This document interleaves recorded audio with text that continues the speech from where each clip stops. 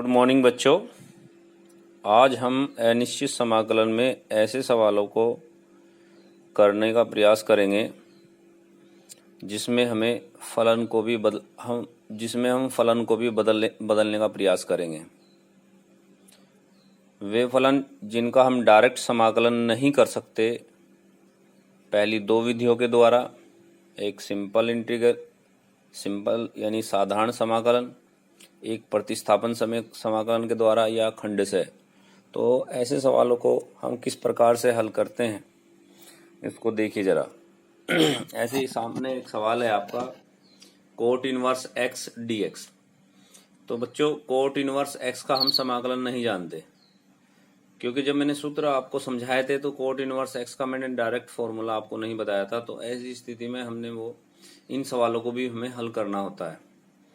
तो coat inverse x का समाकलन करने के लिए हम इसको दो फलनों के समाकलन में बदल लेंगे। दो फलन मतलब एक और फलन हम लेने का कोशिश करेंगे। जैसे अब यहाँ एक फलन है सिर्फ कोट इनवर्स x, दूसरा अभी भी यहाँ कुछ नहीं दिखाई दे रहा है।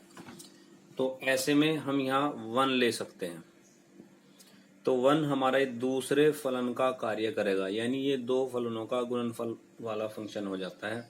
तो ऐसी स्थिति में जब हम दो वाला इसको बनाया है तो इसे हम इस समाकलन को खंडशः समाकलन के रूल्स के अनुसार हल करेंगे। इससे पहली वीडियो में मैंने इसका तरीका भी आपको समझाया था। तो करना क्या है, इसमें एक फलन कोट इनवर्स है, दूसरा जो 1 है इसे एल्जेब्रिक कहेंगे। तो आई लेट की डेफिनेशन के आधार पर आई पहले आया, आई मीन्स इनवर्स फंक्शन, और ए एल्जेब्रिक बाद में आया। तो इनवर्स वाले को हम पहला फर्स्ट मानेंगे और इसको सेकंड मानेंगे, क्योंकि मैंने कल वीडियो में आपको ये समझाया था कि फर्स्ट सेकंड मानने का भी एक तरीका होता है। तो जिसको फर्स्ट माना जाता है उसका डिफरेंशियल, उसका इंटीग्रेशन आपका पहले एज इट इज रखा जाए। Coat inverse x 1 dx minus differential coat inverse x 1 dx complete integration. 1 का क्योंकि समाकलन x होता है तो हो जाएगा x cot inverse x minus cot का होता है 1 माइनस के 1/1 प्लस एक्स स्क्वायर, और 1 का x हो गया dx। x cot inverse x minus minus plus x 1 plus x square dx। अब इसको t मान ले, माना 1 plus x square is equal to t. तो 2x dx is equal to dt, x dx is equal to 1/2 dt। x cot inverse x 1/2 1/t dt plus c। तो x cot inverse x 1/2 log t plus c, x cot inverse x plus 1/2 log t को t जो हमारा 1 plus x square माना गया था उसको वैसे ही लिख देंगे। तो ये आपका आंसर आ जाएगा। तो बच्चों, हम ऐसे सवालों को हल करने के लिए जिसका समाकलन हम नहीं जानते, यानी साधारण समाकलन के फॉर्मूले नहीं जानते, तो उसमें 1 लेके हम इनका समाकलन निकाल सकते हैं। तो इसमें अब आपका साइन इनवर्स x भी हो सकता है, कोट इनवर्स x का मैंने बताया ही आपको, टेन इनवर्स x का भी आप निकाल सकते हैं, sec inverse x, cos inverse x के, और इस तरीके के सवाल आप निकाल सकते हैं। अब मैं इसी में ही एक सवाल और आपको दिखाता हूँ। देखिए, अगर हमारे सामने इस तरीके का कोई सवाल आ जाए, sign inverse 2x 1 plus x square dx, तो ऐसे सवाल में हम ये तो नहीं करेंगे कि हम 1 लेकर इसको दो फलन के गुणनफल वाला सवाल बनाएंगे या खंडशः समाकलन से करने की कोशिश करेंगे। सबसे पहला इस तरीके के सवाल जिसमें साइन इनवर्स के साथ एक फलन बड़ा दिया होता है, तो एक फॉर्मूले को इंडिकेट करता है, और ये आपने कक्षा 11 में एक चैप्टर आप लोग क्लियर करके आए हैं, इनवर्स ट्रिग्नोमेट्री। तो इनवर्स ट्रिग्नोमेट्री के एक फॉर्मूले में से ये एक भी एक फॉर्मूला वहाँ है, तो आपको वो बात याद आ जानी चाहिए कि हमने ये कहीं पढ़ा है, यानी कि आपने इसको 11वीं में क्लियर कर लिया इस तरीके फॉर्मूले। तो फिर भी मैं आपको बताना चाहूंगा कि ये जो फॉर्मूला है 2 tan inverse x is equal to sine inverse 2x 1 plus x square का फॉर्मूला है। दैट मीन्स इसकी जगह हम ये भी लिख सकते हैं, तो ये हो जाएगा 2 tan इनवर्स x dx। तो प्यारे बच्चों, इससे पहले सवाल में मैंने यहाँ कोट इनवर्स x था, अब की बार tan हो जाता है, तो सवाल सेम हो जाएगा। यहाँ 1 लेकर बस इसमें 2 हो गया, और वहाँ tan और कोट की तरह जैसे मैंने इससे पहला सवाल किया था वैसे ही आप इसको भी हल कर सकते हैं। तो प्यारे बच्चों, मैं आशा करता हूँ ये सवाल आप कर लेंगे, स्वयं करेंगे, स्वयं करें, इसको कर लेंगे पिछले सवाल के आधार पर। तो इससे थोड़ा हटकर मैं, क्योंकि और बहुत सारे सवाल इसी टाइप के हैं जैसा मैंने अभी आपको बताया है, उन सब में इसी तरीके के इनवर्स फॉर्मूले आप लोग अप्लाई करेंगे तो ये हल हो जाएंगे। और मैं थोड़ा सा इम्पोर्टेंट क्वेश्चन आपको बताना चाह रहा हूँ, और आप भी बच्चों जो रजिस्टर आपने मेंटेन किया है उसमें जो बोर्ड में आए हुए प्रश्न हैं अभी से ही आप उनके नोट्स बनाने शुरू कर दीजिए, और उनको क्लास यानी जब भी आपको बुलाया जाए विद्यालय में उनको चेक कराएंगे। ठीक है बच्चों, तो देखिए sign inverse x 1 minus x square की पावर 3/2 dx। ऐसे सवाल आपके, जब आप ऐसे सवालों को करेंगे तो समझ, ये बोर्ड के हिसाब से बहुत इंपॉर्टेंट प्रश्न है। तो इन सवालों में सबसे पहला हमारा काम क्या होता है कि हम ये चेक करते हैं कि हम क्या डायरेक्ट इंटीग्रेशन इसका कर सकते हैं, अगर नहीं तो प्रतिस्थापन विधि द्वारा हो जाना चाहिए, वो भी नहीं है तो इसका मतलब खंड से विधि से होना चाहिए, इंटीग्रेशन बाय पार्ट्स।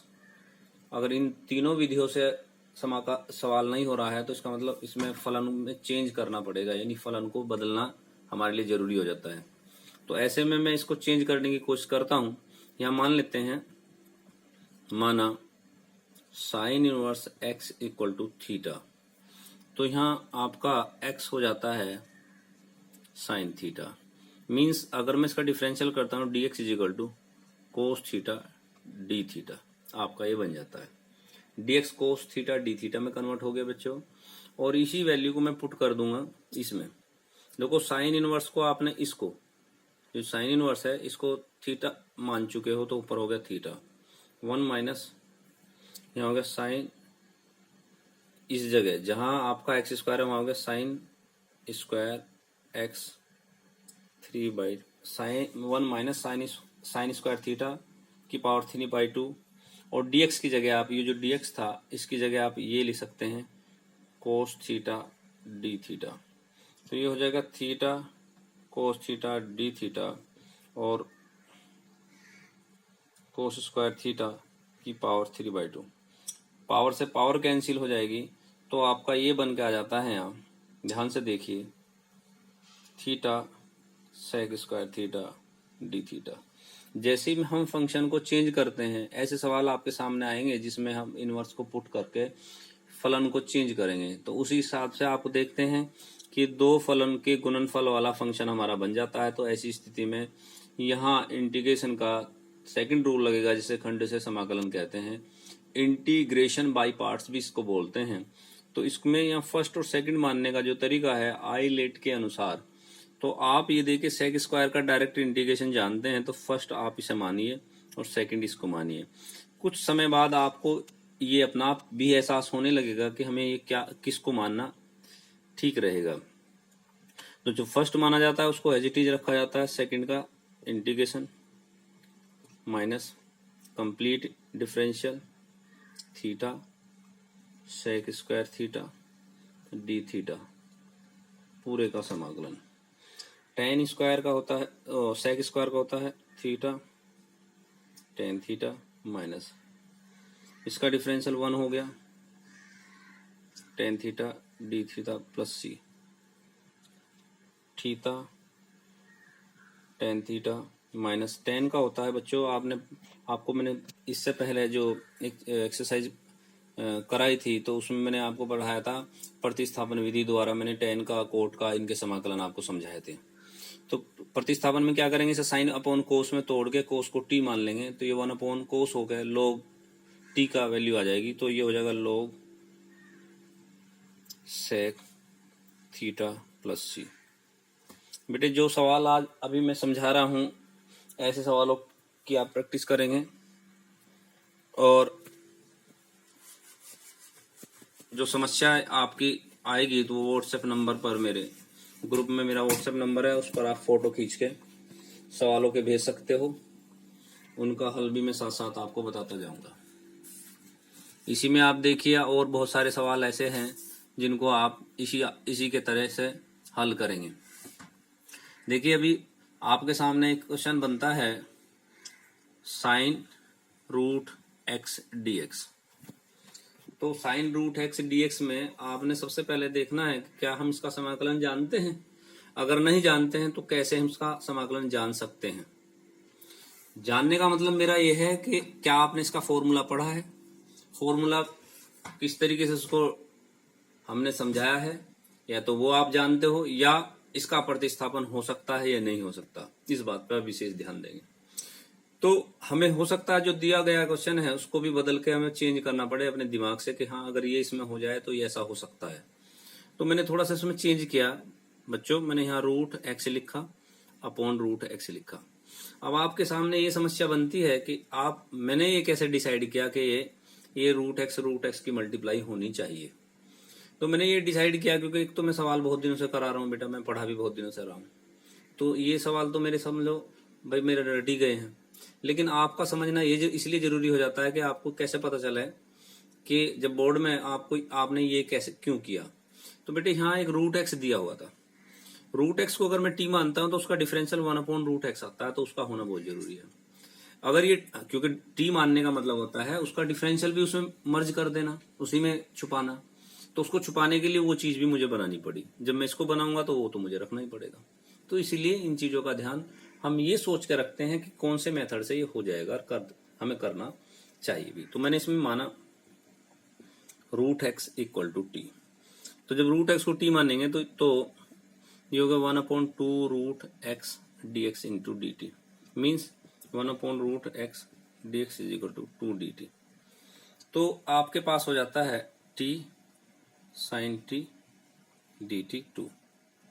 तो यहाँ फर्स्ट सेकंड वाला रूल अप्लाई करेंगे। फर्स्ट हो गया, सेकंड हो गया, तो 2 इसको ब्रैकेट में रखेंगे। फर्स्ट एज इट इज रहता है साइन टी का integration minus d by d x t sine t integration. Complete समाकलन जब हम इसका करेंगे तो 2 टी साइन का जो होता है आपने पढ़ा होगा कोस टी यानी माइनस के कोस, प्लस टी का 1 हो जाएगा,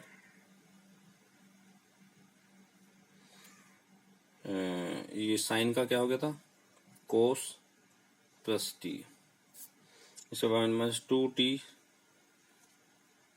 कोस टी प्लस कोस का फिर साइन टी प्लस सी। अब t को रिप्लेस कर देंगे। t हमने माना था 2 root x cos root x plus sine root x plus c. तो ऐसे करके आपका ये आंसर बन जाएगा।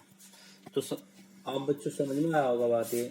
तो इस तरीके के सवाल आप लोग अपनी एक्सरसाइज से ढूंढ कर करेंगे, एग्जाम्पल करेंगे, और इन्हीं के बेस पर आप बहुत सारे समाकलन के सवाल हल कर सकते हैं। और ये महत्वपूर्ण प्रश्न है। अब मेरे जो अगली वीडियो होगी उसमें मैं अति महत्वपूर्ण प्रश्नों पर आपका ध्यान आकर्षित करूंगा। तो बेटे आशा करता हूं आप मेरे साथ साथ ही समाकलन को करते जाइए, क्योंकि 80% पेपर हमारा समाकलन से रहता है, चाहे अथवा वाले क्वेश्चनों को छोड़कर। यानी मान लीजिए हम 5 में से 4 करने हैं तो उसमें समाकलन के ज्यादातर बच्चे समाकलन के सवाल को ज्यादा से ज्यादा करने का कोशिश करते हैं। तो इसीलिए बच्चों टाइम से अपना कार्य पूर्ण करते जाए।